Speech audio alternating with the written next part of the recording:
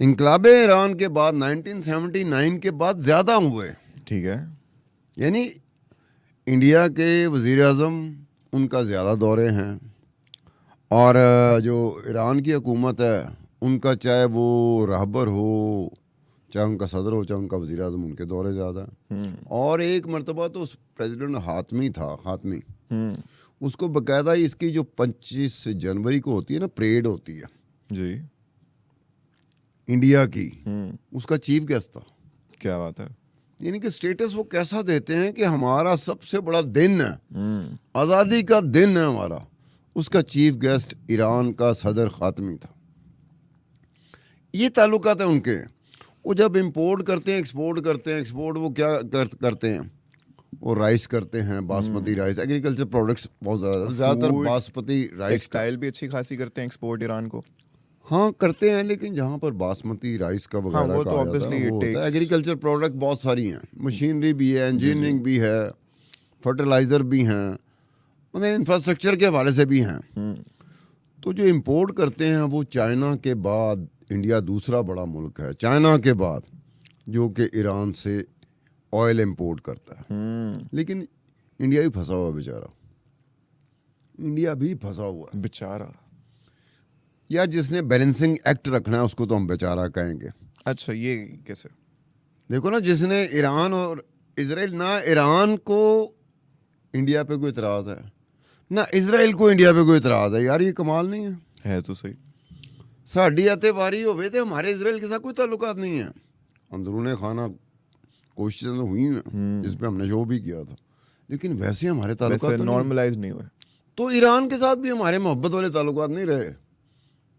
ये भी है। अभी देखो, जनवरी की बात है, 6 महीने पहले की बात है, 4 महीने 5 महीने पहले की बात है, तो ऐसा हुआ कि वो जंदल्ला का एक है जैश अदल, वो जंदल्ला, कभी अगर बात होगी ना जो तंजीमें बनती हैं ना, तो जंदल्ला उसमें आती है, उसका एक हिस्सा है जैश अदल। उस पर स्ट्राइक किया, ईरान ने स्ट्राइक किया पाकिस्तानी इलाके पे, तो हमें बड़ा गुस्सा चढ़ा बहुत कि यार देखें क्रूज ये वो सारा कुछ, यार देखो होता है इस तरह। क्योंकि वो जो सीस्तान और बलूचिस्तान है ना, उस एरिए में हमारी ईरान के साथ कोई मामला अच्छे नहीं रहते। वहाँ से कुछ इधर, यहाँ से कुछ उधर, ये चलता रहता है। फिर रिटेलिएट करते हैं, फिर हुकूमतें बीच में आती हैं, तो वो चलता रहता है। और उसके अलावा वैसे भी ये है कि वो ईरान हमें बिजली भी देता है ग्वादर साइड पे। ऐसे ही है। किराए की बिजली नहीं होती जिसका किराया वसूल किया जाना होता है। वो भी एक लंबी स्टोरी है कि वो कैसे होता रहा, कब शुरू हुआ, कितनी तादाद में, कितने मेगावाट वो बिजली देता था, हम कितने उसकी कीमत क्या देते थे, बाकी अदरवाइज जो बाकी जगह से हमें बिजली हासिल हो रही थी तो उसकी कीमत क्या थी। ये तो बिल्कुल डिफरेंट हो जाएगा, ये किसी और वक्त में कर लेंगे। तो वो ये इस तरह से रहा है। अब इंडिया इज़ ट्राइंग टू, जो एक्ट है उसका, वो बैलेंसिंग एक्ट बन जाए।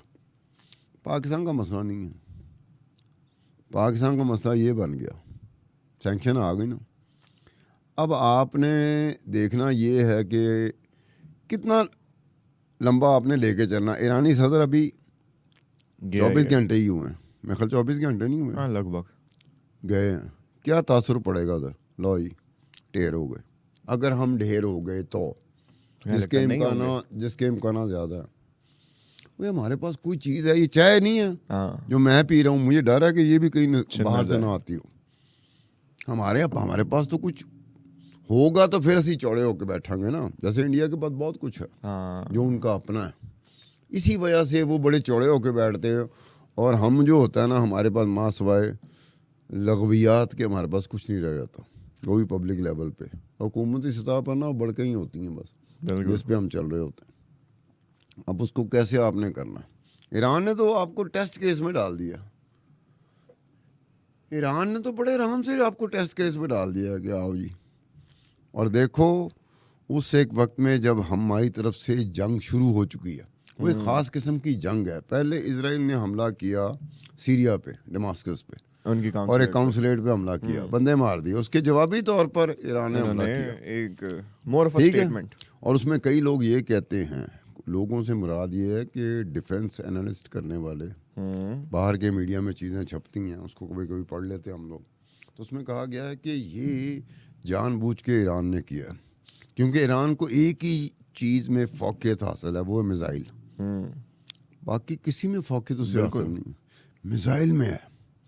वो कहते हैं कि उन्होंने cheaper drones, cheaper cruise, cheaper ballistic missile उन्होंने इस्तेमाल किए ईरान में। वो जेट पावर उन्होंने इस्तेमाल नहीं किए। और जो उनकी स्ट्रेंथ थी वो भी उन्होंने कोई 4-5 यूज किए जो जाके एक्चुअली लगे भी नहीं। वो लगने की जहां तक बारी है वो तो 99% हर जगह तो से ये intercept ही हो गए बात थे ना। आ गई है कि 99% फेल होगा। बिल्कुल, हर ये तो तरफ है। से या तो होना कि एक तरफ से आई हो कि 99% फेल है, दूसरी तरफ से आई हो नहीं 60% हर फेल तरफ है, से ही आई है। हर तरफ से आई है, तो फिर कंफर्म हो जाता ना कि 99%। और ईरान बोला नहीं है उस पर। बिकॉज आपको नहीं लगता ये मोर ऑफ अ स्टेटमेंट थी कि देखो अभी ये बस तुम्हें डेमो दिखा रहे हैं कि इफ यू डू एनीथिंग तो we can do it too. ये मसला ऐसा होता है कि ईरान के लिए भी वो मसला बन गया, इजराइल के लिए भी वो मसला बन गया कि हमारी वीकनेस ना समझ लिया जाए। हमला किया है, आगे से हम जवाब ना दें तो हमारी वीकनेस समझ लिया जाएगा। दोनों का मसला ये था, इजराइल का भी ये मसला था, ईरान का भी ये मसला था। दोनों अब कैसे हट सकते थे कि यार आप अपनी वीकनेस, प्रेशर दोनों पे, प्रेशर इजराइल पे इसलिए ज़्यादा बढ़ा कि अखलाकी मॉरल ग्राउंड्स पे इजराइल को थोड़ी सी सपोर्ट मिल गई कि ईरान ने अटैक किया उस पे, उसको थोड़ी वरना साथ सारी कंट्रीज अभी स्टार्ट ही हुआ था, उन पे बैकलैश आना स्टार्ट ही हुआ था हुआ था, लेकिन वो सब बदल दिया। ईरान ने भी एक ऐसा काम किया कि जब आप देखें कि आपके मद्दे मुकाबल की वैसे ही हालत ज़रा कमज़ोर हो चुकी हो, तो आप कोई ऐसी हरकत ना करें जिससे उसकी हालत मजबूत हो जाए और आपकी हालत कमज़ोर हो जाए। खुद को विलेनाइज ना करें। मॉरल ग्राउंड्स पे होता ना, तो वो उनको मौका मिल गया। एक और बात भी तो है ना, जब से ये रिटेलिएट किया है ईरान ने, जब से आप देखेंगे कि जो पहले बड़ा चल रहा था इजराइल पैलेस्टाइन कॉन्फ्लिक्ट, अब उसके बारे में बात कम होने लग गई और ईरान इजराइल की बात ज़्यादा होने लग गई। नहीं, कॉन्फ्लिक्ट जो है ना, अब देखो इंडिया की बात हो रही थी, अब वो हमास ने अटैक किया, कब मार्च में किया था, मुझे एग्जैक्ट वो डेट याद नहीं है, हमास ने अटैक किया। अब हमास जैसी तंजीमों का ये हमला, मैं बार बार कह चुका हूँ, हमास जैसी तंजीमें इस तरह का हमला मेरे लिए खुद हैरान कुन था कि वो जो हमला का स्टाइल था ना, वो ये रेगुलर आर्मी करती है या फिर आइडियोलॉजी एक ख़ास स्टेज पे चली जाती है उस तरह की। ये हमास जैसी तंजीमें इस तरह का हमला कर नहीं सकती। मतलब हैरान जू किया कि यार ये इस तरह का हमला भी कर सकती हैं। वो हो गया। उससे ये था कि यार खित्ता एक गैर महफूज हो गया, खित्ते में रहने वाले पैलेस्टीनियन गैर महफूज हो गए हैं कि वो वल्नरेबल है ना, वो इजराइल हमला करता है, जहाज़ भेजता है, मारे कौन जाते हैं, फ़लस्तीनियन बेचारे मारे जाते हैं। इस लिहाज से वो जो सेंस ऑफ इनसिक्योरिटी प्रिवेल करती है, वो जब दो मुल्क आमने सामने आते हैं तब करती है। मतलब देख लो ये इंडिया को क्या मसला बना, ये जो शिपमेंट रूट्स होते हैं, समुंदरी रास्ते जो होते हैं, स्टेट ऑफ हुमरस या हुमरस वो होता है। अब वहाँ पर ये हुआ है कि दुनिया की जो सप्लाई होती है ना ऑयल की, पूरी दुनिया में वो सप्लाई पैसेज जो है ना इस रूट से, शिपिंग जो रूट है, कॉम्प्रोमाइज हुआ, वो 20% जो ऑयल है ना उसकी इंपोर्ट वो फंस गई है। उसमें सबसे ज़्यादा जो है ना इंडिया फंस गया। अब ये देखो ना, अगर हमास तक और पैलेस्टीन तक और गज़ा तक और वेस्ट तक रहती बात, तो फिर बात और थी। जब दो मुल्कों के दरमियान आ जाए तो कौन कौन सी चीज़ उसमें आ जाती है। अब एक जहाज़ भी इन्होंने बहरी जहाज़ पकड़ा है ये ईरानियों ने, उसमें 17 जो थे ना स्टाफ क्रू वो इंडियंस हैं। अब इंडियन कह रहे हैं कि जनाब, उन्होंने कहा हम इनको आपको मिलने भी देंगे, जयशंकर को उन्होंने क्या वज़ीर ख़ारजा को कहा इंडिया के कि आपकी मुलाकात भी करा देंगे आपके क्रू से, लेकिन छोड़ेंगे नहीं। यार मुलाकात करा दें कम बात है यार, कमाल करते हो यार। बाकियों को तो खुदा की कसम कोई पता नहीं गा, किसी ने टंगिया हुए थे, किसी ने उत्तर टंगिया हुए। ईरानी यार छोड़ते नहीं हैं। उन्होंने अपने जर्नैल नहीं छोड़े थे, तो अपने जर्नैल नहीं छोड़े थे। खमैनी के दौर में होता था कि नाश्ता किया जा रहा है 4 जर्नैलों का आज, डेली बेसिस पे होता था, अखबार उठाते थे ना, 79 की मैं बात कर रहा हूँ, वो कहते भाई आज 6 जनवरी का नाश्ता होया, आज 4 जनवरी का नाश्ता होया, फांसी चढ़ा देता था। तो वो नहीं करते। ये है कि इसकी वजह से कौन कौन चीज़ें ख़तरे में आ जाती। वहाँ से बात तो निकल गई, बात ऊपर चली गई। अब 2 मुल्क हैं, अब ये कह रहे हैं कि जी इजराइल हमला करेगा तो किस तरह का हमला कर सकता है, वो ये करेगा, ये करेगा, ये करेगा, बहुत सारी चीज़ें हैं। लेकिन एक बात वो कह रहे हैं कि अगर वो, क्योंकि ईरान की स्ट्रेंथ जो है ना अरब के ख़त्े में, मिडल ईस्ट में, वो उसकी असल स्ट्रेंथ, सोर्स ऑफ स्ट्रेंथ जो है ना, वो प्रॉक्सी, जिसमें हिजबुल्लाह भी है, हमास भी है, इस्लामिक जिहाद भी है, हौतीज़ भी हैं।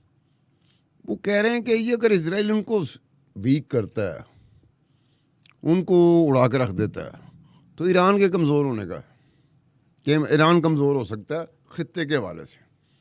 प्रॉक्सी वॉर में तो ये होता है कि आपकी प्रेजेंस होती है, बिल्कुल, अंडर गाइज हो जाए, जो भी हो जाए, चेहरा बदल के आपकी प्रेजेंस मौजूद रहती है वहाँ पे उस जगह। तो इससे बाकी सारे ख़त्े वो जद में आ सकते हैं कि मैं भी बैठा हुआ यहाँ पे घबरा रहा हूँ, तुम भी बैठे हुए, छम्मा भी बैठा घबरा रहा होगा, अगर वो बात वहाँ से आगे निकली।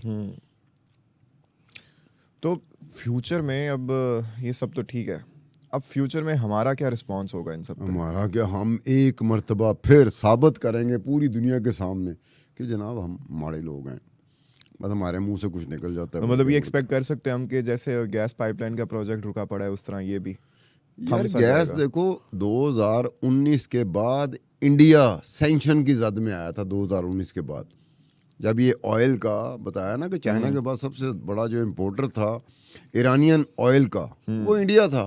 तो 2019 के बाद आया था, हमने तो 2014 का बंद किया हुआ। ओ भाई हमारे वो असली नहीं है, मैं बता रहा हूँ ना, हमारे बस सिर्फ फ़र्क ये होता है कि अब किस तरह शहबाज शरीफ कहे, किस तरह हमारा सदर या वज़ीर आज़म या कोई भी सियासी हुकूमत हो, कभी ऐसे कह सकती है असी माड़े गए। ये तो हम जैसा बंदा टीवी बैठा हो तो कहता है कि यार लगता ही है असी माड़े गए। माड़े का मतलब मैंने क्या कहा था, हमारे पास एटम बम है, न्यूक्लियर पावर है, मेरे ख्याल में ये एक चीज़ है। या फिर दूसरा ये होता है कि वो तालिबान कभी इधर होते हैं, कभी इधर होते हैं, कभी हमारे ऊपर होते हैं, कभी हमारे नीचे होते हैं, कभी हमारे अंदर होते हैं, कभी हमारे बाहर होते हैं, कभी हमें बाहर कर देते हैं। ये कुछ चीज़ें जिसकी वजह से दुनिया की नज़र में हम रहते हैं। इसके अलावा कोई ऐसी चीज़ नहीं है जिसकी वजह से दुनिया की नज़र में हम रहें। इंडिया रहता है, वो चांद पे तो चला गया यार, इतना बड़ा मुल्क है, और गुर्बत इंडिया की पता कितनी है। कहते हैं कि जो बड़े बड़े शहर हैं, कलकत्ते के बारे में कहा जाता है कि जितनी आबादी घरों में रहती है उतनी ही आबादी फुटपाथ पे रहती है। ये तो है, इंडिया में गुर्बत बहुत है, उसके बावजूद अगला चांद पे जा रहा है।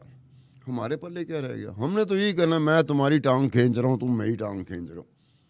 अब ये हुकूमत अपनी यहाँ पे जो मर्जी कह रहे, उधर से इमरान खान आ गया, उनका सोशल मीडिया आ गया, उनके व्हाट्सएप ग्रुप आ गए। उससे मुझे याद आया, कोई अपडेट ये ईरानी सदर की गमगीन वो माशाल्लाह माशाल्लाह, वो किसी को हिम्मत नहीं पड़ी कि जनाब वो ईरान का सदर अडयाला जेल में इमरान खान को मिलने जा रहा है। आप दीदा हो रहा है, हाय मेरा इमरान क्यों जेल में है? देखो कि वो सदके जावा माशाल्लाह वो आए। कईयों ने तो यहाँ तक कहा कि वो ईरानी सदर आई इस काम के लिए था, बाकी तो बहाना बनाया हुआ था उसने। अब देखो पाकिस्तान की जहाँ ये हालत हो कि हुकूमत का, उसका भी हाल ये है, जो अपोजिशन में है उसका हाल भी है, जो अंदर है उसका हाल भी यही है। अब ये ऐसे मुल्क के बारे में आप सोच सकते हैं कि ऐसा मुल्क कोई तरक्की ऊपर जाएगा, कोई मूव करेगा, मूव फॉरवर्ड करेगा? ये तो नहीं होता, ये तो नहीं होता। तो मेरे ख्याल से इसी पॉइंट पे आके आज की एपिसोड का भी एंड कर देते हैं हम। अब आप लोगों से भी यही सवाल है कि ये मुल्क कैन वी मूव फॉरवर्ड? हमने देखा एग्रीमेंट्स तो हो गए, MOUs भी साइन हो गए, अब जिस चीज़ का खदशा था अमेरिका की तरफ से वो रिस्पांस भी आ गया। तब आप हमें बताएं कि क्या आपको लगता है कि इनकी एग्जीक्यूशन हो पाएगी, या फिर एज़ यूजुअल हम थोड़ा रुक जाएंगे, थम जाएंगे, और ये जितने भी प्रोजेक्ट्स हैं ये फिर से ऑन होल्ड चले जाएंगे? अपनी राय का इज़हार ज़रूर कीजिएगा in the comment section below. बाकी आपसे मुलाकात होगी इन द नेक्स्ट एपिसोड, तब तक के लिए अल्लाह हाफ़िज़।